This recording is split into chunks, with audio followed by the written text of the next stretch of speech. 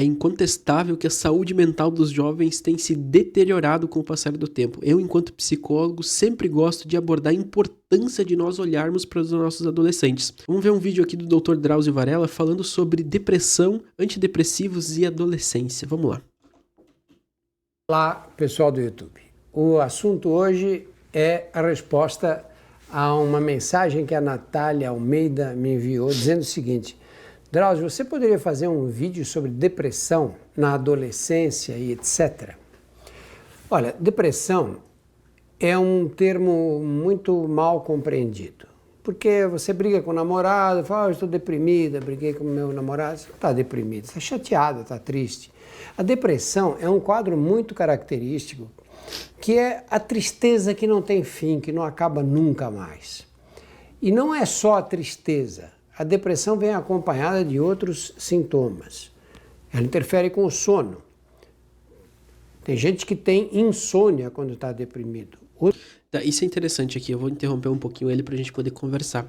Eu acho que é importantíssimo a gente fazer uma diferenciação, então, do que seria uma depressão, um quadro depressivo que seja, e uma tristeza, né? Mesmo uma tristeza muito grande, ela não necessariamente é uma depressão.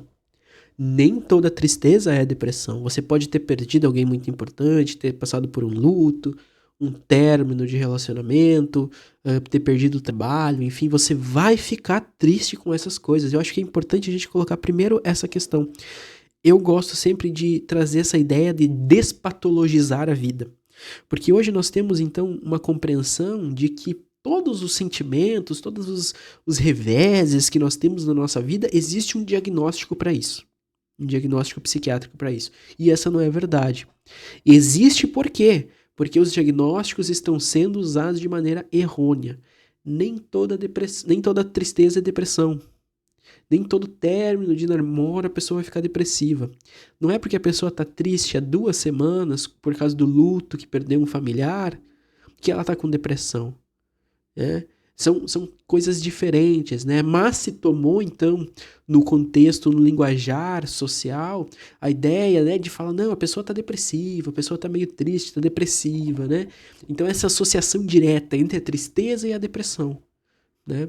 E não é isso. A depressão não é isso. Depressão é um quadro muito específico de uma tristeza, não necessariamente tristeza, mas uma desregulação de humor. Eu imagino que o Dr. Drauzio Varella vai falar mais sobre isso. Contínuo, longínquo, né? Às vezes sem motivo aparente, pelo menos aparente. Né? Existe uma grande diferença, isso é muito importante a gente sempre frisar. Então, a diferença entre uma tristeza e uma depressão. Existem diferenças cruciais entre isso, tá bom? Muitos dormem demais nesse tipo de situação. Há o que a gente chama de síndrome amotivacional, que quer dizer o quê? Você não encontra razão para nada. Para que eu vou sair? Para que eu vou me vestir? Por que eu vou fazer a barba? Por que razão eu vou me pintar, passar batom? Parece que nada na vida vale a pena. Depressão é uma doença grave. A depressão verdadeira mesmo é uma doença grave que evolui com sintomas e esses quadros vão piorando. Quadros depressivos podem, em fases finais, levar à morte, porque a pessoa para de se alimentar, perde totalmente o interesse em... Para de se alimentar por morte, por inanição, por suicídio, né? Enfim, isso é muito importante a gente poder pensar quando fala sobre depressão, que não necessariamente a depressão está ligada intrinsecamente à tristeza. A gente vai dizer então que a depressão é um quadro de humor, né, desregulado. Às vezes a pessoa depressiva, ela passa muito tempo com raiva. Ela tem instabilidade de humor. Ela tá muito com raiva, depois ela tá triste, depois ela tá desanimada, né? Mas a ideia é que ela tem uma instabilidade de humor que perpassa essa vida dela, né? Por longos tempos, longínquos, né, digamos assim. Né? Isso é muito importante a gente pensar, porque muitas vezes pessoas têm muitos quadros depressivos e as pessoas no entorno não notam. Por quê? Porque ela dá risada às vezes, né? Então, mas ela tá sempre braba. Braba não é depressão, braba é outra coisa, né? Então ela tá com raiva, não, mas isso não é depressão. Não, isso também pode ser sintoma de depressão, pode ser sintoma de que a pessoa tá sofrendo, né? Eu acho que nós, enquanto entorno, quando a gente vai olhar para os nossos familiares, para as pessoas queridas ao nosso redor, a gente vai notar, o mais importante do que notar se a pessoa está triste necessariamente, é o comportamento dela. Será que ela mudou? Como é que é então esse lugar que ela tá ocupando agora, que ela tá indo? Como é que ela tá se portando? Ela tem cuidado da aparência? Ela tem ficado um pouco mais desleixada com a aparência? Ela reclama de sono? Ela reclama, por exemplo, ou vocês percebem uma irritabilidade excessiva, né? Ou uma falta de motivação, uma falta de ânimo. A pessoa pode estar fazendo tudo o resto da vida dela, assim, aparentemente normal. Mas às vezes são pequenos pontos que a gente vai coletando informações que a gente pode dar. Opa! Olha só, aqui tem alguma coisa fora do lugar. E eu acho que isso é muito importante para os adolescentes também, né? Porque é um momento onde, normalmente, como é que eu vou dizer assim, o ímpeto deles é muito forte, né, para alguma coisa, né? Então, com os amigos, para festas, pro estudo, às vezes, pro videogame, alguma coisa que gosta, enfim, é uma força muito forte para fora, né? O adolescente tem essa força, né, de correr para fora, porque é um ímpeto deles, né? Conhecer o mundo, eles estão desbravando o mundo, desculpa, desbravando o mundo, né? Então, quando a gente começa a notar essas diferenças de comportamentos, a gente pode, ligar um sinal de alerta, né, pros pais, principalmente, né? Às vezes a gente não nota ali, porque aparentemente está tudo certo, mas quando a gente para perceber, para notar as conversas, a maneira como fala, como pensa o futuro, como se porta, como se cuida, a aparência, os relacionamentos, né? Aí que a gente pode coletar algumas informações e às vezes descobrir que a pessoa está em sofrimento e não consegue nomear, não consegue colocar isso para fora, né? Lutar pela vida. A depressão pode atacar em qualquer faixa etária. Existem quadros depressivos na infância, existem quadros depressivos na adolescência e quadros na vida adulta e na velhice também. É lógico que as fases da vida em que ocorrem grandes transformações são aquelas em que a depressão pega mais forte. Na passagem da infância para a adolescência, por exemplo, a adolescência é uma fase muito crítica para quadros depressivos. A depressão que acompanha muitas mulheres na fase de menopausa, por exemplo, e na velhice, aquela pessoa de idade, aquele senhor ou aquela senhora que de repente perde o interesse em continuar vivo, perde o apetite, não se alimenta e o quadro vai piorando. Quando você convive com uma pessoa depressiva, precisa muito cuidado no tratamento, porque a tendência dos parentes, das pessoas ligadas a ela, o que é? É dizer, não, você tem que reagir, olha, tem aniversário de fulano, levanta e vamos. A última coisa que uma pessoa deprimida quer é ir ao aniversário, é encontrar os amigos, porque ele, quieto na casa dele, ainda consegue segurar o quadro, mas quando ele se expõe socialmente, fica muito mais difícil. Depressão precisa de diagnóstico e tratamento. Tratamento o que é? Existem os tratamentos. Isso é uma coisa importante a gente falar, então, antes dele poder partir para outro assunto, que é a maneira como a gente lida com as pessoas depressivas, né? A maneira como a gente lida. Eu acho que a pior parte para uma pessoa com depressão, uma pessoa que está passando por um momento difícil, é não só... Até essa que ele disse aí de talvez tentar animar, né? Enfim, essa não é talvez a pior, porque no final a gente entende que é uma maneira das pessoas tentar te ajudar. Mas eu acho que a pior parte é quando, por exemplo, a pessoa diz assim, olha, mas a tua vida tá tão perfeita, por que tu tá fazendo isso? Tu tem tudo em casa, tem emprego, tem família, por que tu tá fazendo isso? Por que tu tá se sentindo assim? Tu tem tudo, tá tudo perfeito.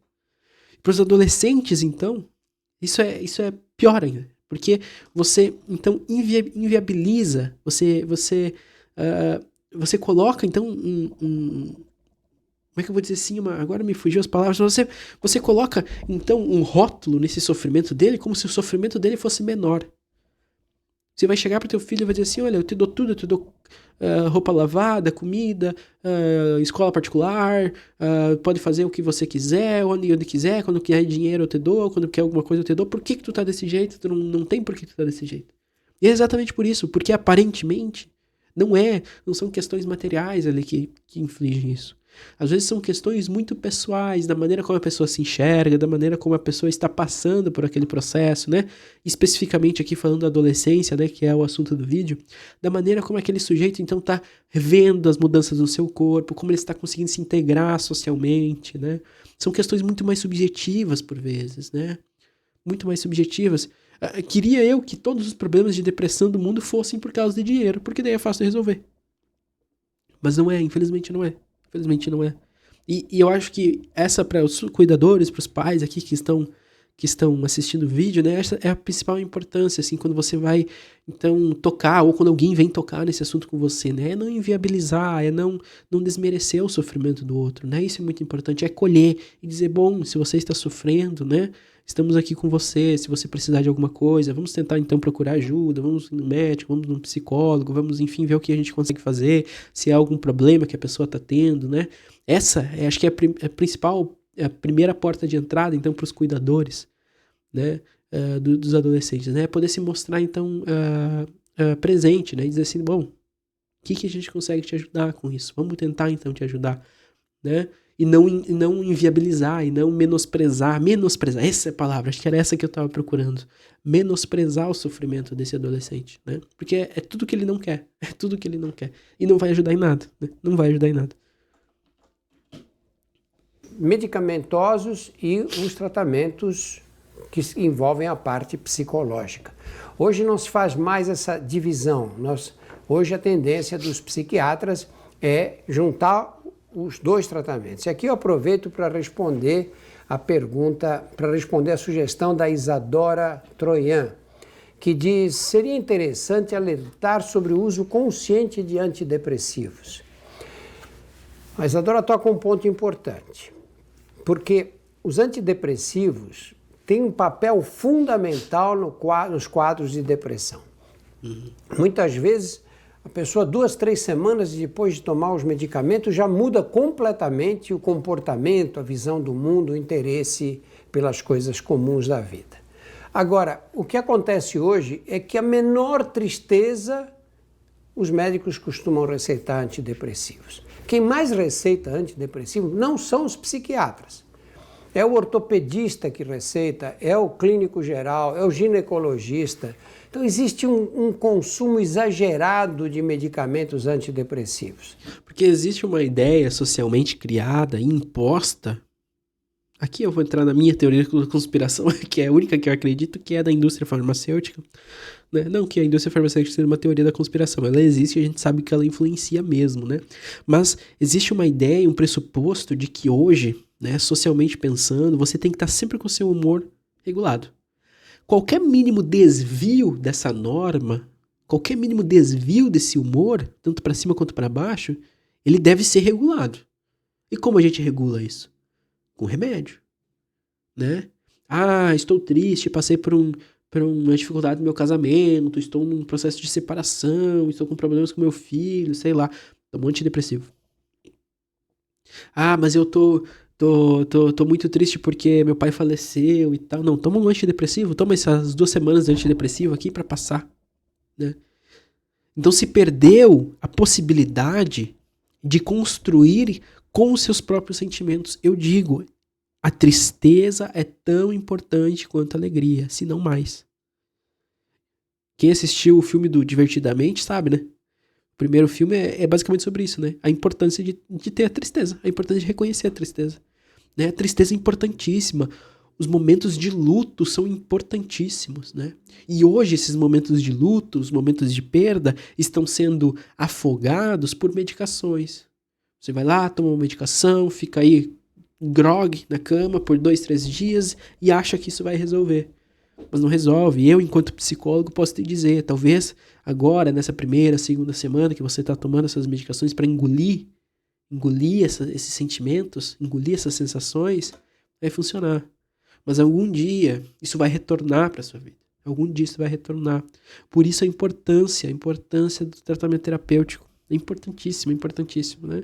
As pessoas às vezes gastam, olha, centenas de reais com medicações, né? Mas não vão para terapia. Que às vezes tende a ser mais barato. Tende a ser mais barato que uma medicação, né? Depende da medicação que a pessoa toma, às vezes é mais barato ir para terapia do que tomar a medicação.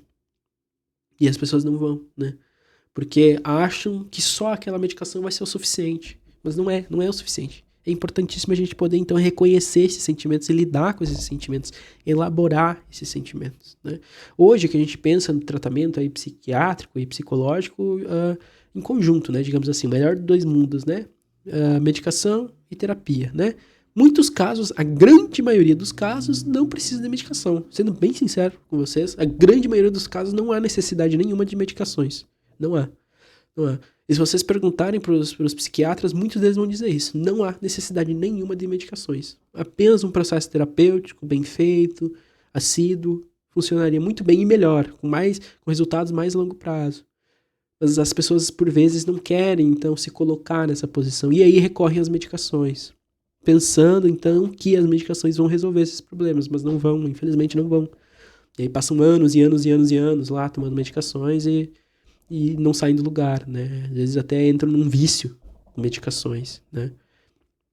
E dentro da adolescência isso é muito importante, né? Porque o adolescente está passando por N mudanças no corpo, né? Enfim, a puberdade e tal, e tem todas as mudanças sociais, né? Que ele está passando, né? E isso é muito importante, né? Por vezes que não só a medicação vai resolver isso, mas ter um acompanhamento com um profissional adequado, né? Um profissional adequado da área, né? Isso pode fazer uma grande diferença, né? Para elaboração, para amadurecimento desse sujeito e para que ele consiga então entrar nessa vida adulta de maneira mais segura, digamos assim, né? Não uma segurança que nunca mais vai acontecer nada, né? Mas uma segurança que ele possa então, com os próximos problemas que vierem da vida, ele vai estar mais seguro para poder lidar com eles. Eu lembro de um paciente meu que disse isso para mim, um paciente adolescente, que eu comecei a atender ele acho que com uns 16 anos ele tinha, e quando a gente parou de atender ele tinha feito 18, assim, já era adulto, né? E ele falava assim, eu me sinto agora mais seguro para lidar com as questões da vida. Não que ele nunca mais ia sofrer, eu lembro dele falar isso na última sessão. Não que ele nunca mais vai ter um problema, que ele vai sofrer, nem nada disso. Mas que ele se sente mais seguro para lidar, então, com esses problemas que podem vir. Com esses problemas que podem aparecer. Né? Porque agora, então, ele é mais maduro para lidar com isso, se entende melhor, né? Isso é bem importante. Vamos terminar de ver o vídeo aqui do Drauzio, que já tá terminando já. Brigou com o namorado, toma antidepressivo. Perdeu um amigo, toma antidepressivo. A vida tem fases tristes e a gente tem que enfrentar essas fases. Fazem parte do cotidiano. Os antidepressivos têm que ser usados com muito critério, por pessoas habituadas a lidar com eles.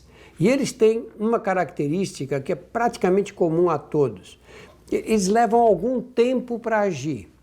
Esse tempo vai de quando? No mínimo 2, 3, 4 semanas.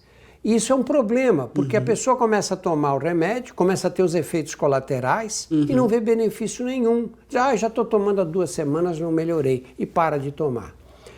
Normalmente, sempre os médicos têm que esclarecer, dizer, olha, você precisa tomar isso umas 3 ou 4 semanas para começar a ver se o efeito vai ser favorável no seu caso. E também, depois que você vem fazendo um tratamento antidepressivo por algum tempo, não pare os remédios imediatamente.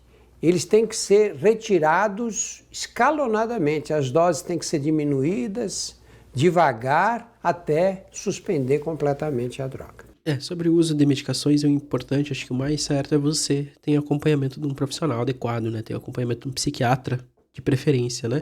Ou pelo menos um médico que esteja habituado a trabalhar com isso, né? Enfim, eu acho que foi bem interessante, a gente pode conversar sobre questões bem legais nesse vídeo, né? Se você gostou do vídeo, achou minimamente interessante, considere deixar um like, se inscrever aqui no canal. Eu deixei aqui na descrição do vídeo também o link do meu site, caso eventualmente você esteja precisando, alguém que você conheça esteja precisando, ou gostaria de começar um processo de análise, um processo psicoterapêutico. Deixei o link do meu site, você pode acessar e saber um pouco mais sobre o meu trabalho e as maneiras de entrar em contato comigo também, tá bom? No mais, seria isso. Forte abraço, valeu, falou e até o próximo vídeo.